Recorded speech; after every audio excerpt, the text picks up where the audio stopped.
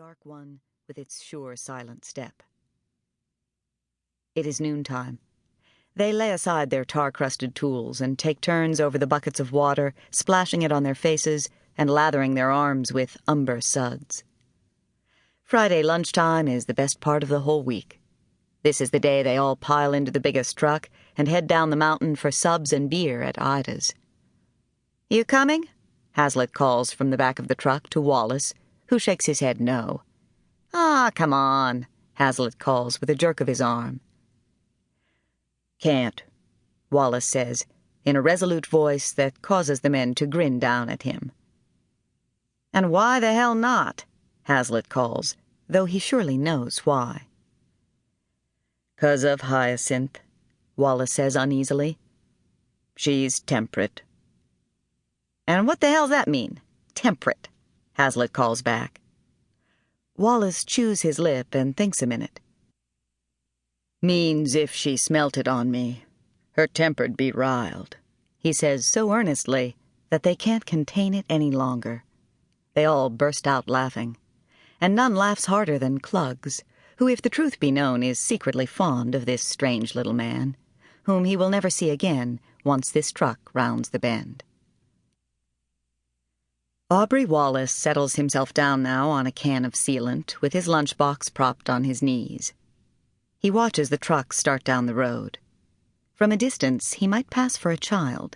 He is short and small-featured. His hands and arms are squat but strong.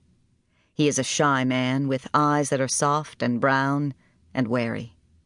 Even his hair is lank and as fine as baby hair. At times his movements are so self-consciously awkward as to seem furtive. His wife, Hyacinth, is convinced of this. To her, he is a monster of deceit. There is no other way she can rationalize marrying this simpleton. He tricked her, plain and simple. She did not know that his silence was because he had nothing to say. But like a child, he has no part of himself that is truly secret, beyond that puzzlement of things he does not know or cannot understand. He has never traveled further than this mountainside. It is not that he does not want to, but simply that it has never occurred to him to do so. Why should he, when everything he needs is here? As soon as the truck is out of sight, he raises the lid on his lunch pail and takes out a cheese sandwich made with crusts and wrapped in the bread bag. "Sure is hot," he mutters to himself as he works the knot out of the bag. "I'll say, damn hot."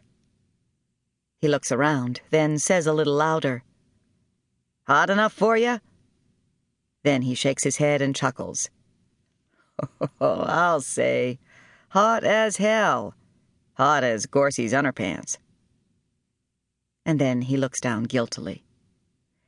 He's not sure who Gorsy is, but all the other guys say that. To each other, of course.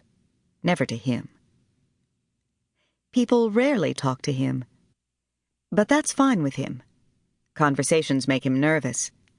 What happens is that he works so hard trying to come up with something to say when it's his turn that he usually ends up forgetting the whole gist of things.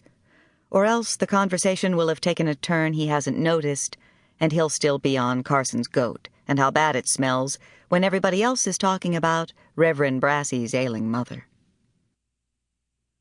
Hyacinth hardly ever talks to him, and he's noticed how it's the same with his two young boys, Arnold and Antoine. Lately, when he tries to tell them important things his father told him, they look at him funny. Like their mother does, cold and filmy-eyed. The other night he tried to tell Arnold how if he'd just sleep with his 2 feet out of the covers, he'd never wet the bed. Arnold gave him that look, and then Wallace said, "Well, it's true. That's how I finally stopped. That and your mother beating on me every morning the bed was wet." He chews in careful nibbles on his front teeth and stares up the heat-waved road. His eyes, beady bright, are fixed like a squirrel's, straight ahead, on nothing in particular. He has to do something tonight.